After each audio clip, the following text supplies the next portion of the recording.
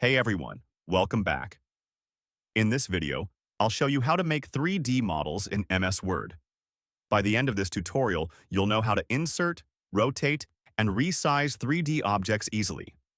So, let's get started. First, open MS Word on your computer. Now, go to the Insert tab at the top. Click on the 3D Models option. In the search bar, type the model you want, for example, car.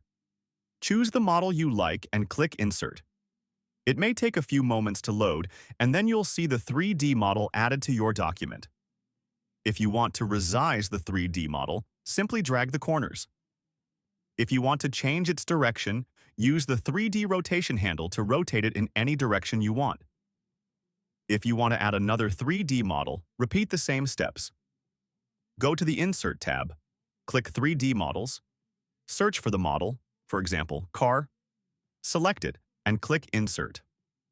Again, it will take a few moments to load, and then the 3D object will appear. You can resize or rotate this model as well, just like the first one. And that's it. You've learned how to make 3D models in MS Word. If this tutorial helped you, don't forget to like, share, and subscribe for more MS Word tips. Thanks for watching, and I'll see you in the next video.